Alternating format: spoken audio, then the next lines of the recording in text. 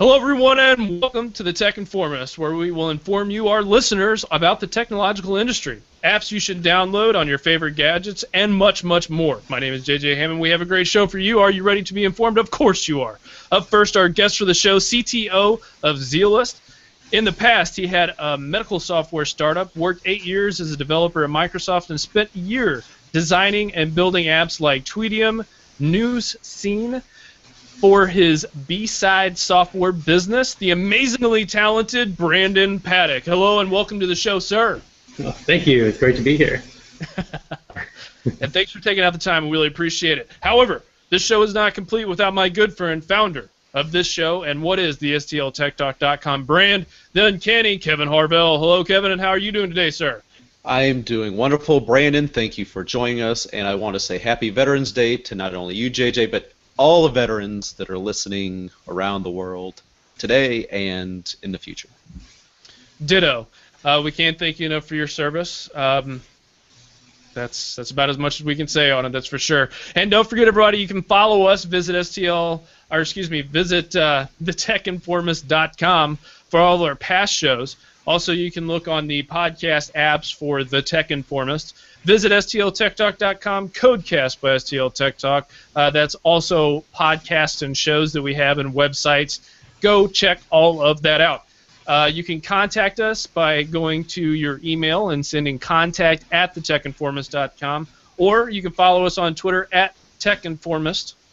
Special thank yous, again, go out to all of our fans, all of our listeners. Big shout out to Daryl, all the members of our Push-Up Social community. We cannot thank you enough for everything that you do. And while I'm thanking people, let's go ahead and thank the sponsors of the show, Unidev. If you dream it, they can build it. It's Unidev, U-N-I-D-E-V. They create custom software, end-to-end development, beautiful web design, and creative marketing solutions. In business for the last 25 years, with 200-plus customers, 24/7 support, you will not be let down or left out on the creation of your dreams. If you want software development, content management systems, mobile development, website development, e-commerce solutions, digital marketing, and hosting, go to our website or go to unidev.com, click on their information, and there is no reason why you should not be using their services today. So now let's get to the reason why we're all here, everybody. That is, of course, to speak with Brandon. How did you get into software development? I think I first got interested in software development when I was probably 5 years old. I had a Commodore 64 that my parents got, and I remember I typed, I think it's like load 80 star or something to get it to load games like Paperboy from a floppy disk. And that just kind of blew my 5-year-old mind that I could type in these obscure commands and it would conjure up this fun game to play. And I think all from then on through school, I learned some C++ from a book I bought. I took some classes in high school, did some computer science courses in college, and then yeah, it's kind of always been a part of my life as a tech geeky person, and it's a natural fit, I guess. So well, where it started.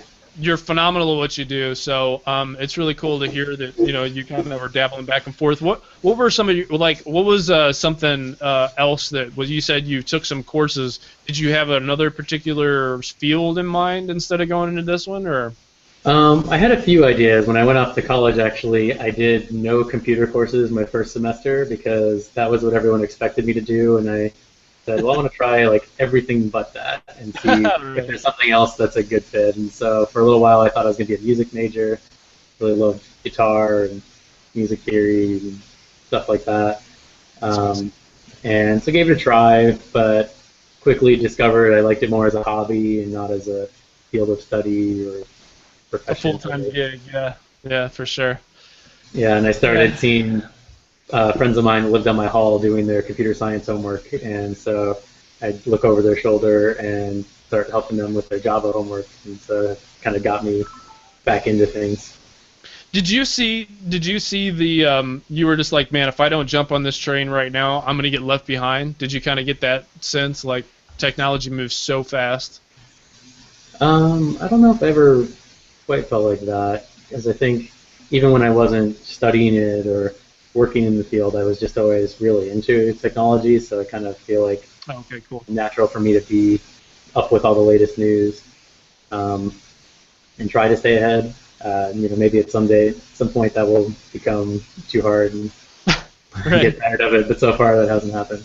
So, real quick, I know this isn't a thing, but you just said something that I should have asked, which is how do you stay informed on all the technology? And you're very active on Twitter, and you're very, I mean, as far as, with Tweetium and everything that goes on, how do you stay in the know? I read a lot of tech news. In fact, that's probably the most, my news consumption is around reading things from Tech Meme. I have my own app, New Scene, which is sort of, it's also groups different articles together in stories, so I use that.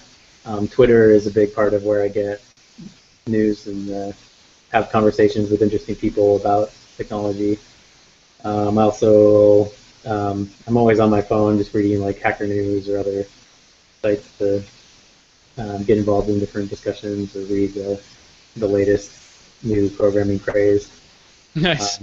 There are too many to follow everything, and so I try to focus on the ones that are in some way related to what I do, Right. or where I think I have some input from some past experience. Have you followed JavaScript Digest? I think that's what they are. They just, I mean, a stream of information comes out of that.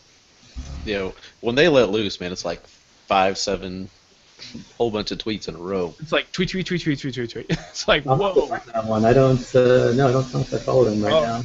You'll know who they are by how many tweets they have out. Yeah. You'd be like there's like several K's after the. No, that's pretty cool. I got us a little off topic. Kevin, you're up with your next question. All right, so now one of the main reasons why I know about you is obviously because of Tweetium. Big Twitter users, and I always love finding the quote-unquote obscure third-party Twitter clients, whether it was on Android and using Falcon and stuff like that. But Tweetium for Windows Phone and obviously for Windows 8 and 8.1 devices.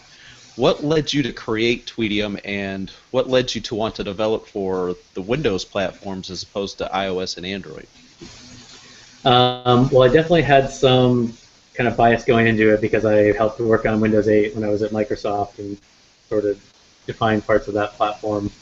And so when I was still there and working on shipping Windows 8, I wanted to play around with the platform and see what it was like for developers and make sure what we were building seemed like cool thing to build on. So I started working on an app that was actually a Foursquare app, and that one's still in the store. I haven't done anything with it in forever, but that was my first app, I guess, for any mobile platform. And then from there, after I left Microsoft, I just wanted to work on some app projects and try out some different ideas I had.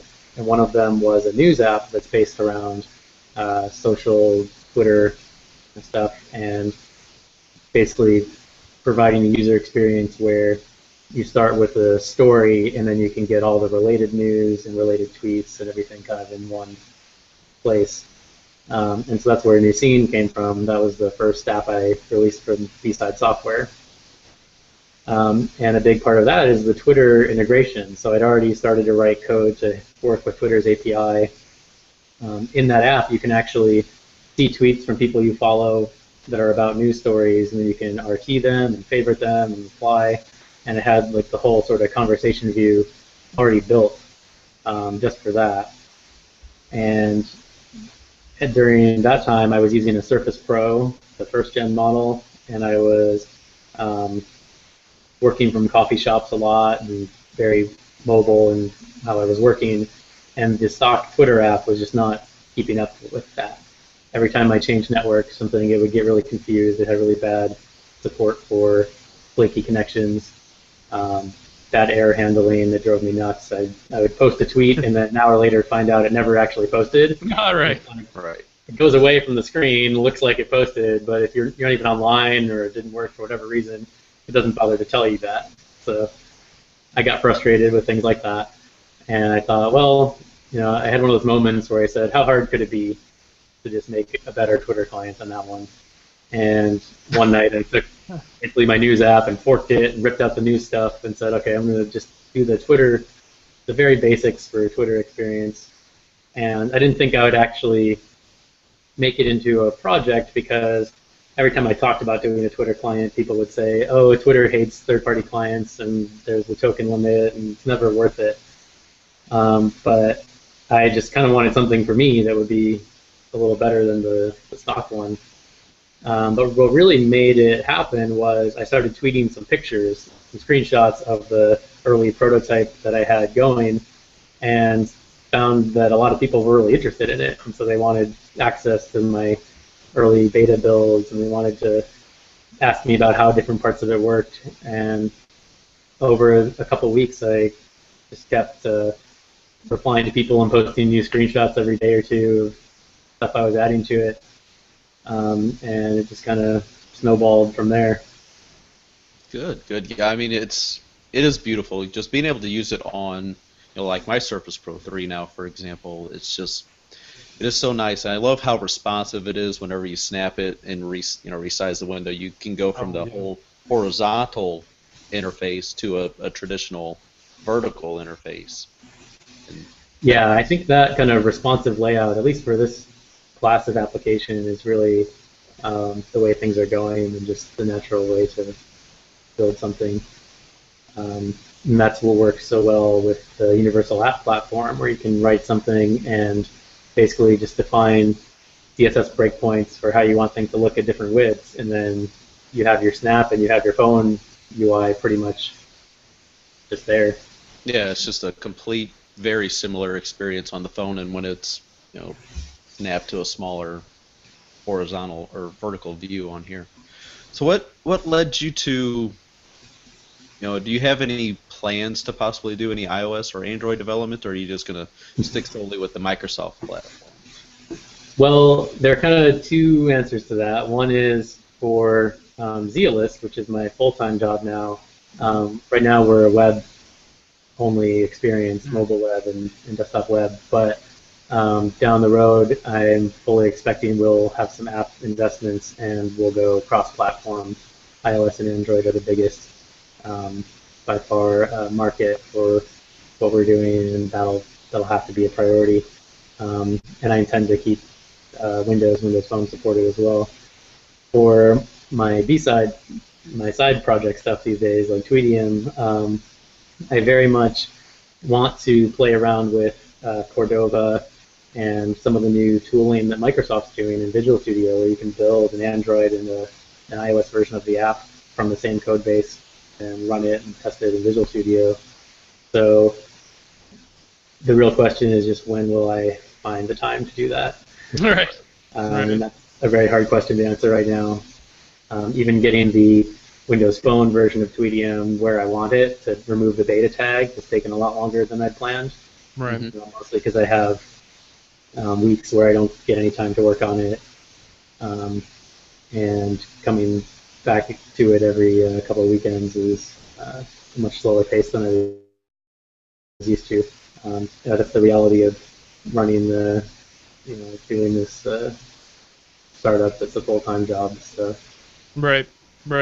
So it's crazy that life is of a startup. I mean, it's a crazy life. But real quick, did you use JavaScript in order to write the Tweetium app? Yep, it's a JavaScript app. I use Microsoft's WinJS library. I've been playing around with that a little bit lately, and I'm kind of in love with it now. I kind of like it a lot. Yeah, I like a lot of the core utility stuff of it, the promises, and there's a lot of stuff that's sort of like stuff that's in jQuery, but I find to be a bit nicer. Right. And then there are the UI controls, and some of them are really useful. Some of them I don't use because I want to do something more custom. Mm-hmm. So their list view control is really good for a lot of cases, but I don't use it in my apps because of the more unique flow layout with boxes that resize and things like that that I do. But I really like the library, and I'm really impressed with all the cross-platform support they're doing. And so that's the stuff I want to play with and see just how hard it would be to get something onto iOS or Android. Yeah, and speaking in that vein a little bit, do you do any iOS or Android development right now? If not, could you see yourself doing it in the future? I think what will almost certainly happen is at some point I'll be doing some JavaScript.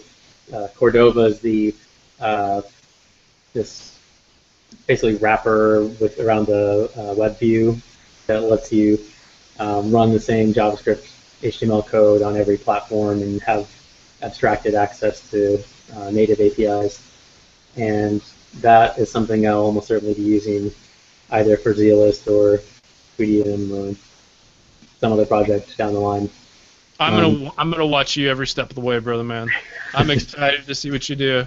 Because I mean, it's exciting. I mean, we all in the industry are trying to make our lives easier, right? Because we want to make a good experience. Because there is a lot of passionate Windows Phone fans. There's a lot of passionate iPhone and iOS users. There's a lot of passionate Android users, and why not try to make it all for everybody, you know? And how as a developer, how do we target that, right? And how do we still keep it custom to the experience, but deliver a unique experience at the same time? So it's finding easier ways to do that is the best way, in my opinion, to do that. And with Xamarin being quite expensive, it's very difficult to play in their sandbox, Yeah, that was the largest deterrent to me for looking at Xamarin.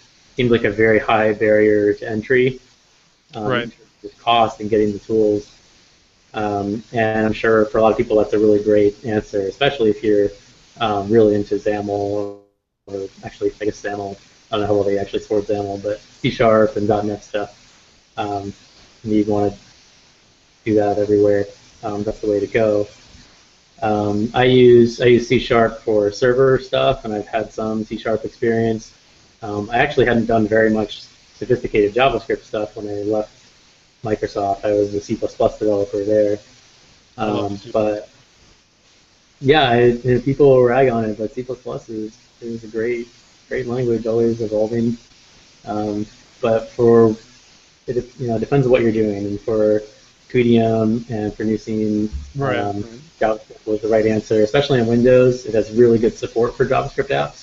Mm-hmm. The HTML, everything is accelerated. You have these nice, they call it independent manipulations, so things happen on other threads so they don't get choppy. If your UI is rendering something complicated, you can still pan and zoom, and it's always smooth. And the web runtime there does a really great job of that. I'm not sure how well that will work out on other platforms, but I do see even Apple is investing more in letting apps take advantage of their JavaScript JIT and improving the experience for HTML-based apps. So I think we're at a point where this kind of application can be written entirely or almost entirely in JavaScript and HTML. If you're doing something where you need to do like some sophisticated image processing, or you're making complicated 3D game, then those are cases where you're going to want to do something different. Or if you need to do some OS level integration that just isn't possible from a JavaScript app, then those are all very good reasons to go with Objective-C or Swift or Java or whatever for your native platform. That's also an issue for me as well, as having to use Apple to distribute to Apple, right? Like, because there's a way, you can develop on Windows for Android. You know what I mean? And there's all sorts of different ways to do that. So it's a little frustrating that you have to have their stuff in order to do it. Yeah, I actually have a Mac Mini that I bought a while ago just for the purposes of playing around with some app development. And it just sits in the corner, and I VNC into it just so I can do the bits of like Xcode and stuff. But yeah, it's been underutilized so far. So do you think with the recent, not recent, but fairly recent HTML and C++, and just all the different standardization, right? Like making the stuff like the standards with the new HTML5 and all, because that was recent, right? Like HTML5 just recently kind of got their, okay, we're good to go. Yeah, they just signed off on their spec very recently. It was in the news. That it's one of those things where it makes the news, but it really isn't that meaningful because everyone's already implemented I know. the entire thing, or Right. the important parts. What I'm really interested in is the next version of JavaScript, Yeah. ECMAScript 6, and there are some pieces of that that are already available, and there are some ways you can use it. Like there's this thing called TypeScript that Microsoft has, and some other languages that compile into JavaScript, and some of them already emulate some of the ECMA 6 features. So it's pretty cool to have that available. I think that'll make a lot of stuff that's coming there will make JavaScript more easy for traditional programmers to respect as a language. Nice. First class support for classes and interfaces and type safety will go a long way. Awesome. Well, we just totally geeked out. So for our listeners, stay with us, okay? Kevin, you're up with the next question, sir. Okay, so it's no secret. I mean, you spoke on this just a moment briefly before. The Twitter and third-party clients and the whole token limit. How is it that you're able to work with this system? And are you able to see how many tokens are currently in use and like where the app stands with tokens? I have kind of an estimate of where I am with regard to the token limit based on the number of users that download the app and the number of pro users that can have multiple accounts. And Twitter says you can email them and get your exact current count, and I tried that and didn't get a response, so I'll probably ask again at some point.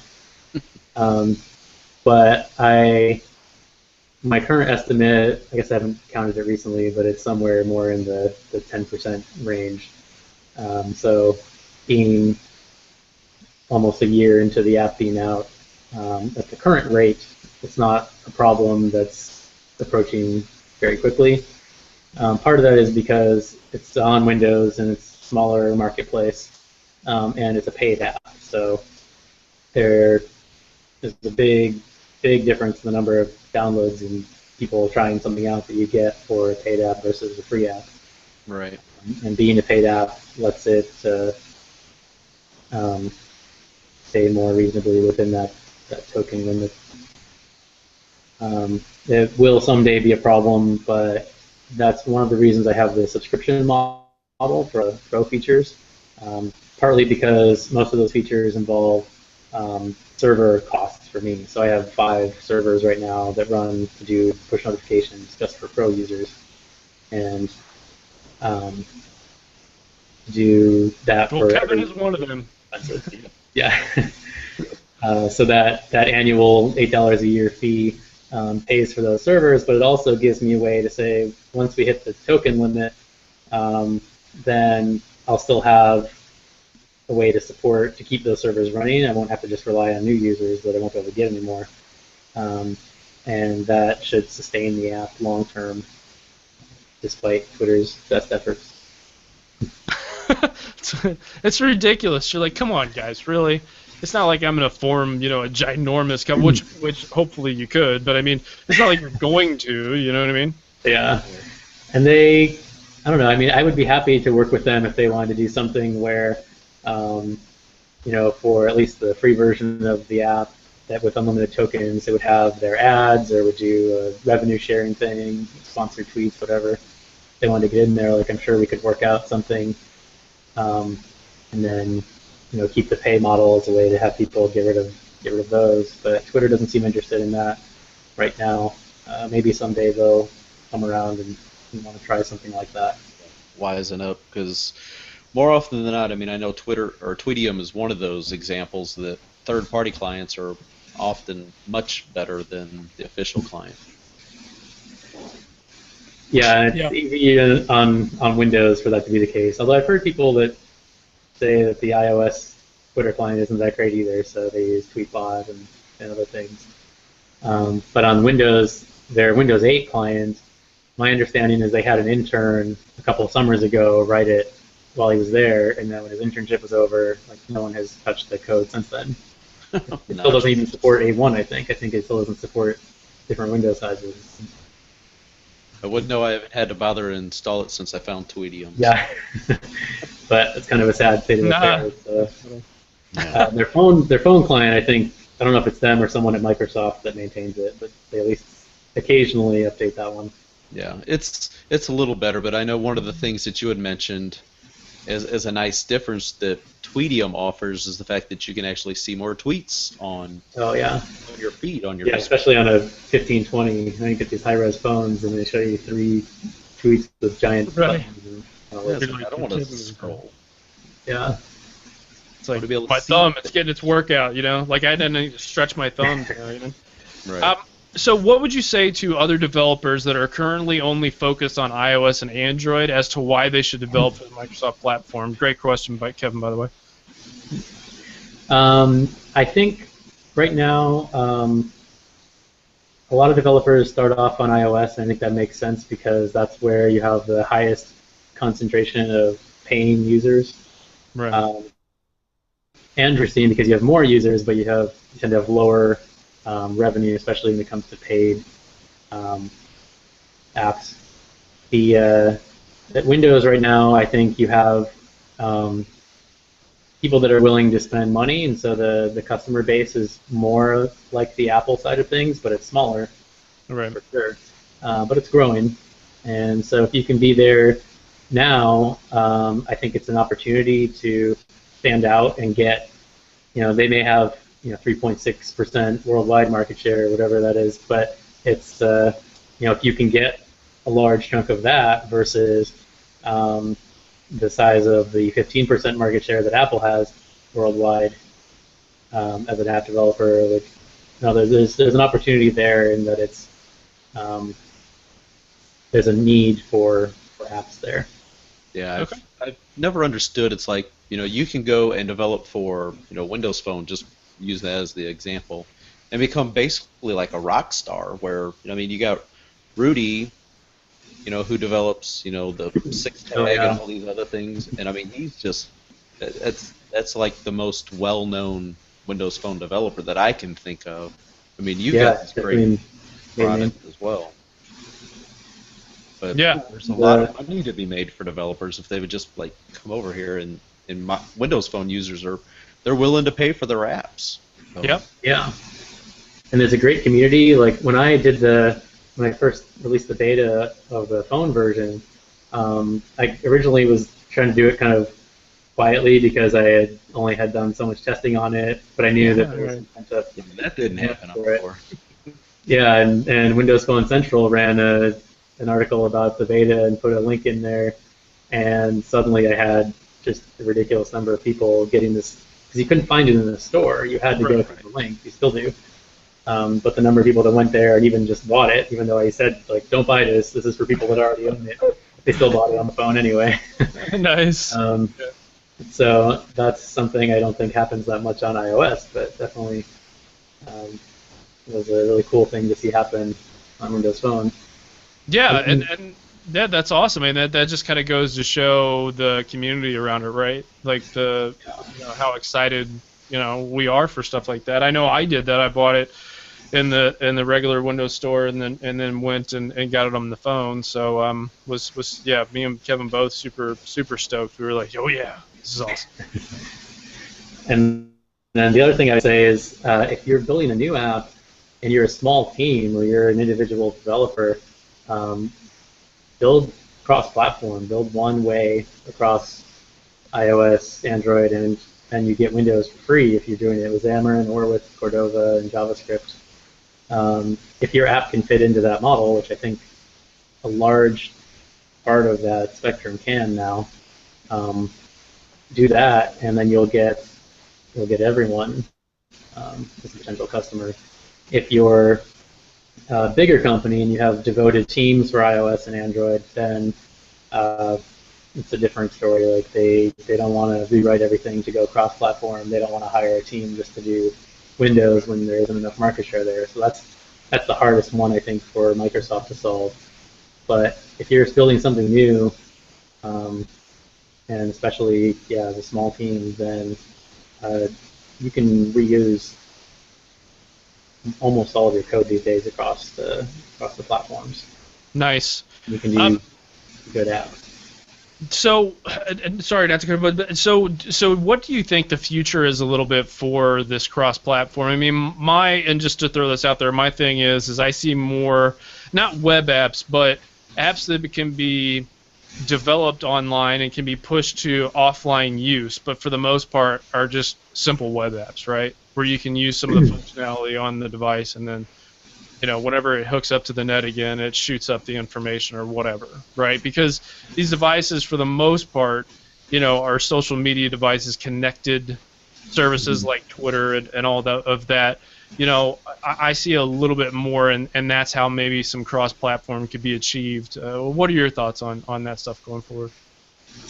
Well, I think it's pretty clear that outside of some of the offline games and such, that if your phone isn't connected to the internet, functionality is reduced just massively, and a lot of apps are not useful.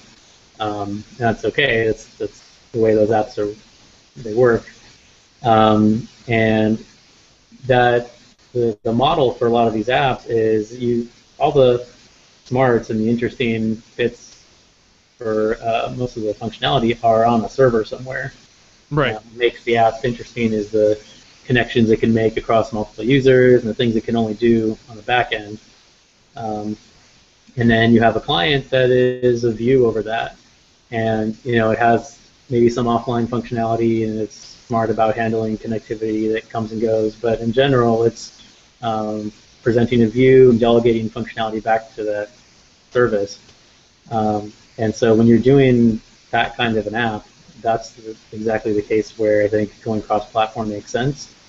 There are different things people call web apps. So there are some things where it's basically just a web page hosted from a server in an iframe. Right. And that's traditionally been a problematic user experience. Like it doesn't feel native. You get kinds of bugs with the page not loading, and just like the whole, you can't even get the code for the app, so it just doesn't work. Versus something like Tweetium, where it's using the web technologies, but is written very much in the style of a native app. All of the code for the app comes down in the app package and is there, and it calls out to the service and it gets data and pushes and pulls data from the service. But which technology you're using is largely orthogonal to which app development approach you're taking. Is it delivered on demand in an iframe, rendered on the server more, or is it a local installed packaged client app? And I think what we've seen is the best experience comes from the latter, when it's a packaged app written that way. And that's what I think was a big problem when Facebook used to have their old HTML app. They, big parts of it were just hosting an iframe or WebView inside of their like iOS shell, and that had a bad experience in a bunch of cases. Right. But that doesn't necessarily mean that you can't write their new app, or a fast responsive app in HTML and JavaScript. Sure. Okay, cool. Yeah, no, I was just kind of curious about that, what your thoughts were. And then, Kevin, why don't you ask the last question? All right, so what's next for Brandon and Paddock? And, do you have any other projects that you've thought about working on that, other than keeping Tweetium updated and doing your work with Zealist? Yeah, I've always had kind of a list of ideas that I look at and go back to for things I want to do.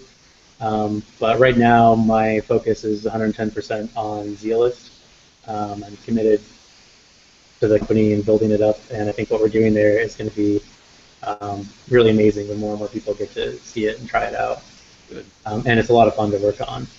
I do have other long-term ideas, things that I keep waiting to see if someone else is going to build something, because I haven't had the time to do it, and as long as they don't, it's always an option to have on the back burner. I've actually always had some interest in games, and so Zealist is basically, it's a cool enterprise platform, but it's around games, so I get to do some game development and game design there. So that's a lot of fun. And then I do want to go, someone just asked me if I'm going to put my news app onto the phone. and make it into a universal app, and I very much want to do that. I think after I get Tweetium 3.0, remove the beta tag on phone, I might go back and maybe not invest a lot of time in it, but at least take the existing app and get it so you can run it and use it both places. So I built a prototype of that before Microsoft even supported universal apps. I wrote my own web view host thing and had New running on my phone. Nice. But I never got it shipped to anyone else, so that would be a nice thing to do. I've been looking at News Scene, and it's news and then EEN, so News Scene. And everybody who listens to the show, if you're rocking a Windows 8 machine, go download this thing, dude. This is hot. I mean, this is hot. Like this is exactly what I want from a newsreader. I'm serious. It's gorgeous. Your design, like, I don't know who does it. I mean, if this is you or whatever, but man, this is phenomenal. I love this thing. Well, thanks.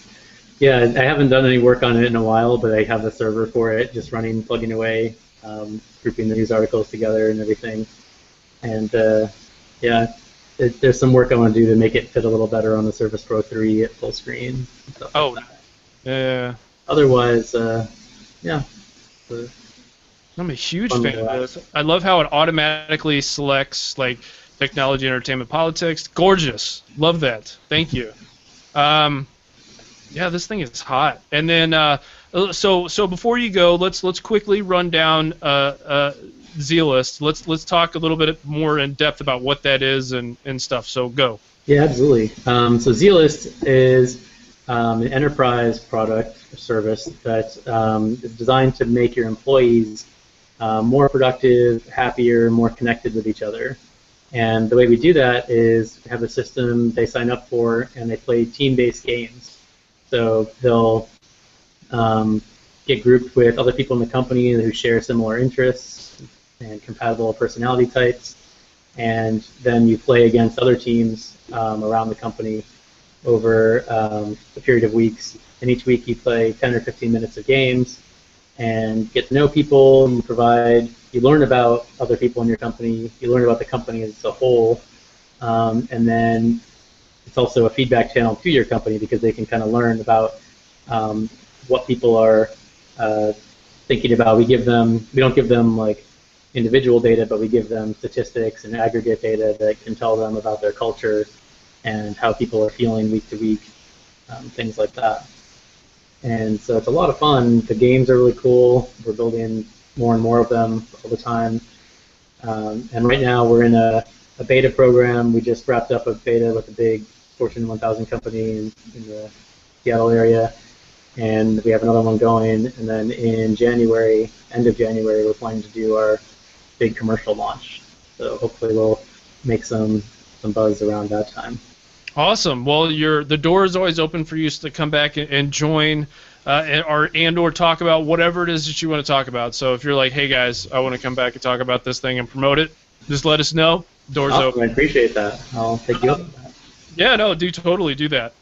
We actually have a good set of listeners, which surprised both me and Kevin, the number of people who actually check the show out.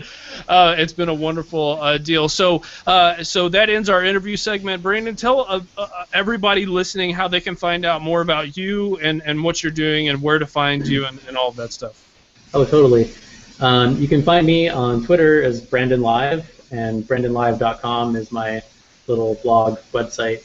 It has occasionally some blog posts and links to things I've done. Tweetium, you can find tweetiumapp.com, and then Zealist, if you want to know more about that, you think it might be a fit for your company or you want to pass along to someone you know, it's just zealist.com, Zealyst. And we have a video up there that kind of introduces the concept and how the product works. So highly recommend checking that out, and send along any feedback. Hit me up on Twitter if you have feedback on the apps or the Zealist stuff or anything I've said about development and technology here. Always happy to chat with people. That's awesome. I may hit you up on the JavaScript thing, man. Oh, yeah. That'd be a lot of fun, I think. Yeah, anyways. So thank you so much for being on the show. We really appreciate it. Again, Brandon, have a wonderful rest of your day and a great rest of your week, sir. Thanks, you too. See you guys. Thanks, Brandon. Bye.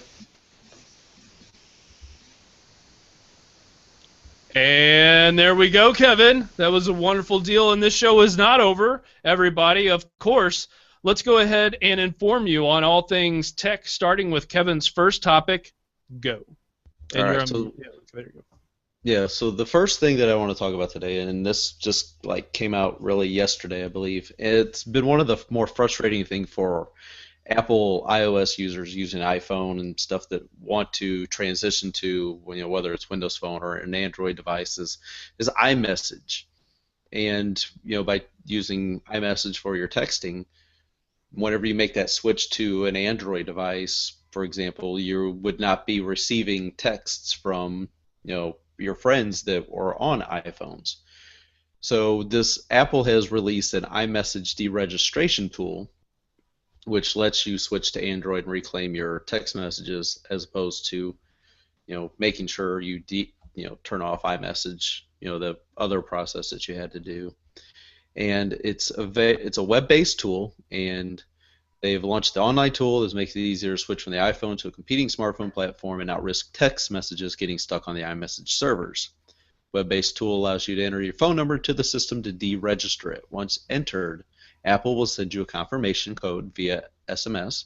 Type the code into the browser and your deregistration will be complete. The release of this tool follows years of complaints about missing SMS, MMS messages from people switching away from the iPhone. Although it's unclear how discoverable the new tool will be, it should at least make the process faster once it is discovered. So that was from imore.com, and then they've also sourced Apple and The Verge and Reddit. So Yeah. thank you, Apple, for at least giving people this option. Right. So this is a really good story. It's interesting to note that this is just one of, again, the many reasons why this version of Apple is a lot different than Steve Jobs' version. I mean, it's much more open to the quality of experience and leaving and coming back. I mean, with the consumer focus that Apple is, it's got to make sure that it stays one of the #1 rated technology developers and producers and manufacturers. So customer service is big, and I think this speaks to that a little bit. Right. I mean, I know in the past a lot of people have jumped from iPhone over to Android just simply because they were wanting larger screen devices, and previously that's what they were on Android. So Right. Now that they've got the 6 and the 6 Plus, I'm sure a lot of people have jumped back, and so this kind of story may not go to them, but people that aren't happy with the 6 or 6 Plus but still want a bigger phone because whatever reason they might not like the new design, this gives them that option to take some of the headache away of, my gosh, why am I not getting any text messages? Right. So, which, I mean, I experienced that when I tried out a 4 weeks earlier this year. I'm like, I'm not getting any text messages, and why is that? What's going on? Yeah. Because of the whole iMessage thing. Right. Once you got that taken care of, all of a sudden all these text messages started popping up. I'm like, oh, okay, there you are. Kevin, you have to download New Scene. I will put that on my Surface Pro as soon as I'm done with this. We need to ask him if we need to shoot him like a message or something saying, hey, you should put STL Tech Talks. You should take our feed of news. So that'd be awesome. But no, I mean, this thing it's gorgeous. It's absolutely gorgeous. So you're up with your story. This is the Kevin News Hour. I'm telling you, dude. Kevin News Hour here. Kevin picked up these news stories, and usually I throw in some stuff, but I honestly have to say that you did a phenomenal job, not only with the questions, but with the shut up and with the You're making me blush. And with the news stories. So you're up with your next one. So just keep this train moving. Keep the train. So obviously a lot of people know Android's released the new line of Nexus devices, Nexus 9, Nexus Player, and obviously the Nexus 6. And I've been wanting to get a new flagship, quote-unquote flagship, Android device for a while. I mean, I'm loving my 1520, don't get me wrong. Still love it. Not going to get rid of it. Keeping it. But I've been wanting a new higher-end Android device to replace my aging Nexus 4. because Oh, yeah. a little 4.7-inch display. Once I jump over to that, as opposed to that 1520 6-inch display, it's Right. like, oh my God, it's just terrible. So Hmm. whenever I heard that Google was releasing the Nexus 6 as a 6-inch device, I'm like, oh my God, that's perfect. I can't wait to at least get a chance to look at it. And obviously, the larger screens are not for everybody, but it is for me because, well, I like to be able to see things and read and have all that, screen real estate. Plus battery life. I mean, let's talk about that Yes. a little bit. With a bigger phone comes bigger battery, and that's something we've said numerous times on the show, and we will Right. continue to say. If you're going to get a phone, remember, just because it's bigger, maybe a little cumbersome, but you're going to have more battery life. Right. I mean, that's how it's supposed to work. I mean, it's not always the case because, keep in mind the Droid Turbo has 3,900 milliamp hour battery, whereas the Nexus 6 only has like 32 or 3,300 milliamp hour battery, which True. I think it's going to be fine. There's not a whole lot of bells and whistles really running on the Nexus 6 as opposed to, the Droid Turbo or some of these other devices. They got some other So, background tasks going, even when the phone's, in sleep mode or whatever. right. So, but trying to purchase a Nexus 6 right now is pretty much darn near impossible. Right. And if you go to the Play Store, where Well, you they successfully did it. yes, but I didn't get it from the Play Store, and here's why. John Wiskowski, uh, he tweeted out, "Ooh, I was finally able to get an order in." So I immediately see that tweet and I run over to the Google Play Store. I'm like, they're out of inventory on each model, both colors, both storage options.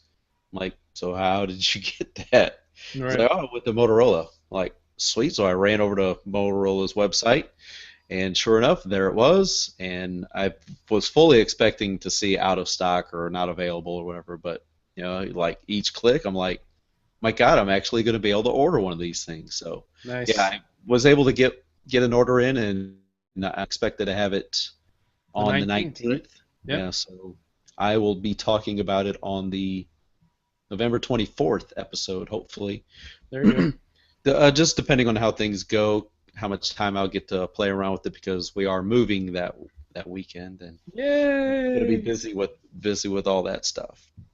But no, I'm really excited to do that. And before the show, I went ahead and ordered my screen protectors for it because Dude, big display like that have protectors. to.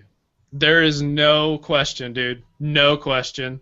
I am always going to get a screen protector from now on till the end of my days. Yeah. So be really looking forward to it. And so if you're wanting one, check out Motorola.com from time to time. And they might be more populated over there, better availability, because Google says just come back every Wednesday they don't even tell you what time to come back to the Google Play Store and try to get it. They're like, just leave us alone. Just like literally, it should say, just leave us alone. Yeah. And I think one of the big reasons why the availability is so tough right now is because they're going to be releasing it on all these carriers for Sprint, AT&T, T-Mobile. Even though they're not really mentioning Verizon like on their website, it's just it'll be available on these carriers later November. Well, they don't list Verizon, but we know it's supposed to be coming to Verizon. So I think they're keeping some stock held back, For those companies to order. yeah, for Uh, okay. to have available at the carrier. So I Right. mean, people are used to ordering the Nexus through the Google Play Store, and now there's so many more outlets to get this device. But Right. I was Right. just glad I was able to get it straight from Motorola, and I don't have to worry about anything like that. So let's talk about this real quick. So Mhm. Google comes out with their new Nexus line, Mhm. and they're targeting all the carriers instead of just having it unlocked on their website. So there's a pathway to get this thing. It's a flagship device, correct? I mean, it's a flagship phone. Um, is can we hope that they're starting to set the Apple precedents for devices coming out in the future that target all carriers? I mean, for my personal taste, I hope so, because I don't always want all the software that Samsung loads up and the stuff that LG puts on there. Sometimes I just want the clean Android experience.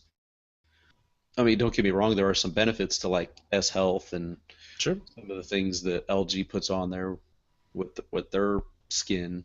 Or the G Fit, or not? Yeah, I'm sorry, the Gear Fit, and other other things like that. Yeah, so I'm glad that they're doing this and just making it more available to say, hey, if there's Android, and then there's the Android that you're kind of used to with Samsung and all. And if you don't want all this stuff, that you don't get that, and making their devices more available. So now, Kevin, does this make you want a Motorola 360? I'd like to have one, but I'll stick with the G Watch. I don't need to be buying another wearable right now. That cracks me up, dude. You're like, nah. I don't know. So can we look? Can we do it? Can we do something? Can we hop down? And we'll come back to it. But can we hop down to the Android 5.0 story? Yeah. Okay. Yeah. Yeah. Nope. Oh man, you're gonna make me talk about it too. Kevin show. It's Kevin. Here we go. All right. So LG kind of surprised a lot of people by announcing they're going to start rolling out Android 5.0 to the LG G3 starting this week. Little disclaimers here. It's currently going to start rolling out to Poland first. I'm just thinking that's because of a smaller install base. So, if that makes sense out there and it works fine, if they can take care of any bugs before it like really hits a big market like the United States. But that's got a lot of people that have Nexus 5, Nexus 4 devices that are like, hey, we're Nexus owners. We should get the next version of Android first. Well, I mean, we should just be pretty happy that not carriers, but these OEMs are wanting to get this, because this is one of the most major updates to Android in some time. Yeah. I think when a lot of people get their hands on it, they're going to be like, wow, this is nice. So I'm really looking forward to it. The Motorola X 2014 edition, I think that's kind of started pushing out like what they call soak tests, where they send it out to just a small amount of users, just kind of get feedback and see, hey, you got any bugs, etc., and see. But I believe the factory images for Android 5.0 are supposed to release for the Nexus 5 and Nexus 4 hopefully Wednesday. But the way our week's going, I probably won't get a chance to mess around with it until probably Sunday. But I might try to download it sometime on Wednesday. I'm gonna have my Nexus 4 with me this week. I know. It will be with me in some way, shape, or form. Right. It cracks me up. You're like, well, it's gonna be with me. Well, and actually, I have the Nexus 5, Kevin, and I'm just back and forth. Do I want to put it on there? Do I not want to put it on there? Because I always check to see the OTA, And I just got this feeling that because I could almost time a watch, that old cliche, that old saying, to it's almost exactly a week when people start saying they're seeing it on their device that I get it. Right. Yeah. So. Yeah, over the air. So I don't know. Tell me right now. What do you think I should do? Think I should image it, or do you think I should wait? I'd go for it. I mean, I'm going to. I don't have anything on my Nexus 4 right now that warrants me needing to wait for the OTA so I don't lose stuff. Right. I'm just gonna wipe it and go with it. All right. But that's me. I mean, hopefully we're gonna see some improved battery life, which is one of the reasons why they said that the image was kind of held up, was because there was like a battery glitch. But I believe that was corrected even prior to the weekend, so we're just going to wait till the 12th and hopefully push those out. So if you're looking for it, look for it. Is this one of those things where Google just doesn't kind of care about the reaction from the Nexus community? Not necessarily. I mean, they would much rather the people be upset that they have to wait a few more days as opposed to getting an image that's got bugs in it and listen to all the people whining and crying about that. Sure. Okay. I'd rather somebody cry that they had to wait for a solid product as opposed to cry because that what they thought was going to be a solid product doesn't work right, and Right. then they have to do another major update. I mean, look at Apple with the iOS 8.801, Oh and yeah. so I mean that right there is proof in the pudding. There's just wait for 802. 801, messed up some people's devices and caused some headaches. We were we were personally affected by that. Yeah, I mean, our iPad Air, update to 8.0 and all of a sudden have a blue line down the side of the device. I'm like, really? Why? Well, how does an update How does mess an up your update do this? screen? Right. That was weird, Kevin. All right, so let's go ahead and go back into the order and tell us about Microsoft Lumia. I have a to add to this one. I won't leave you completely hanging on this. Okay. So there's been a lot of images that have been kind of leaking out. Windows Central's been obviously staying on top of the game with images and stuff. There's going to be an announcement tomorrow, a big Lumia event on the YouTube channel, I believe. So they're showing off more devices. Obviously, Microsoft has dropped the Nokia name from Windows Phone, so now it's Microsoft Lumia. They've changed, their Twitter account, Facebook, YouTube channels, etc. It's just been a big, wide brand rebranding of the names.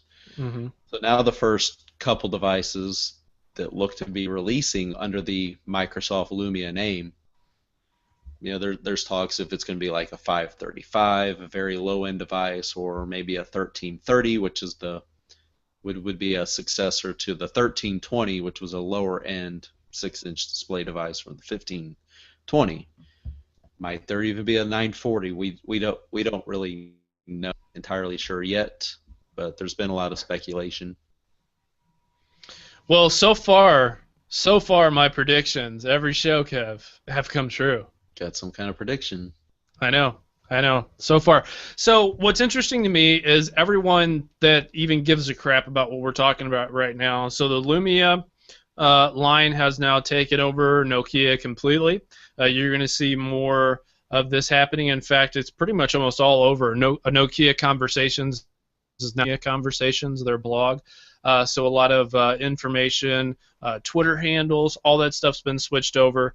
I hope that we see a high-end flagship phone. I hope somebody goes, you know what, we really desperately need this in our lineup. Even if it doesn't sell all that well right out of the gate, I think that it could be a winner during the winter months over the next couple of months, because when you look at the amount of people who are transitioning from the 920 or the 1020, they need to transition to something else. Not everyone wants the Lumia 1520, and the Lumia 1520 is a phenomenal device, but it's not the current chipset for everything. Now, spec-wise, it's amazing, but it's not the latest and greatest, and people are going to want that. That's actually been the holdup, and the reason why some people haven't got the HTC M8 for Windows is because they're a little skittish of hopping into bed with HTC, which is known for not being awesome with updates and things of that nature. Now, we know that carriers are a big factor in that, but it's still, you want to give people choice, and you want to show people that there's still support for the ecosystem platform and the devices, and then they can speak to the future. So we're very excited and very hopeful that with the release of the Microsoft Band and other commitments to the platforms, that there may be a higher-end flagship device on the horizon, especially with Windows 10, going to be such a big deal, because I use Windows 10 now quite a bit, and it's going to be amazing. So I really hope, Kevin, that they come through. Yeah, I hope they do surprise everybody like they did with the Band and just say, hey, look at there, we've got a new flagship kind of device. Boom. Surprise! Yeah. Whether they will or not's another story. I mean, they've really been releasing a lot of lower-end devices, and with the 830, a nice mid-range, not quite flagship device, even though they mention it in the same breath as a flagship. The affordable smartphone. Yeah. The affordable flagship. There you go. You don't want to do that unless you mean it, Right, a great successor to the 820, which is still a nice little entry level device, but You put 2 gigs of RAM in there, or even 2 gigs in a quad core, right? Mhm. And a 1080p screen, I would have bought it. Oh yeah, yeah. I mean, And then we're I talking think about the 830 is going to be nice. I can't wait to get my hands on one. Sometime tomorrow, I might run over to our AT&T store and see if they've got them in. Sarah actually, my wife, she actually said she would buy an Icon. If it was on AT&T. So tell us a little bit about the president. All right, so this kind of like came out just today, and I mean, I know net neutrality has kind of been a hot topic over the last It's a so big many deal for years. us, Yeah, honestly, it Kevin. is. It's a big deal for us because we want to get just as much exposure as anybody else. Right. You're right. So what President Obama has came out and said was the fact that he thinks the FCC should reclassify, the internet itself as a utility. So I think that's kind of interesting, and I mean, I'll just read a little bit from the whitehouse.gov/net neutrality article here. I mean, there's a video there, and obviously some quotes and stuff. So more than any other invention of our time, the internet has unlocked possibilities we could just barely imagine a generation ago. And here's a big reason we've seen such incredible growth and innovation. Most internet providers have treated internet traffic equally.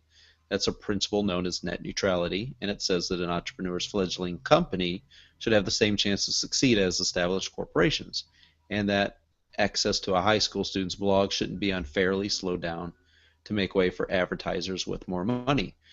Now, I know Netflix has been kind of in the news where they're trying to make deals with certain cable companies. Well, they made them, right?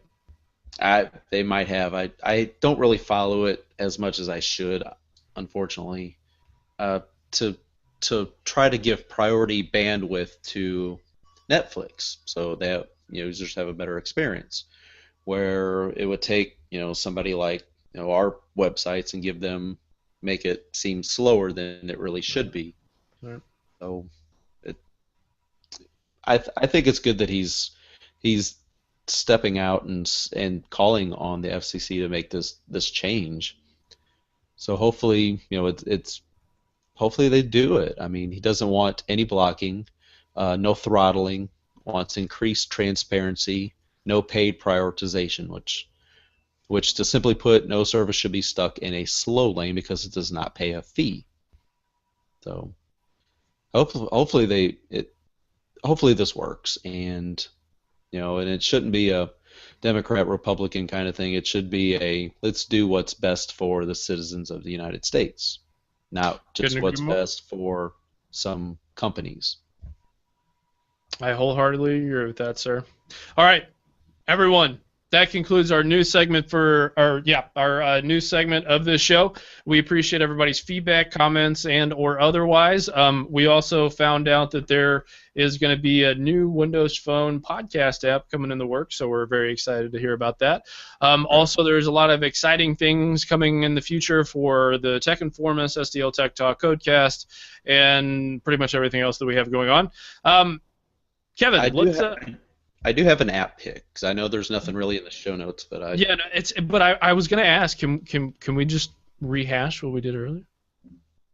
You can. I mean, that can be yours if you would like to give us a little bit more promotion. My application pick of the week is called You're on a Roll. That's on iOS and it's free. It's for the iPad and the iPhone. We know the developer very well. He's a part of our team, Alejandro Ramirez with Inertia.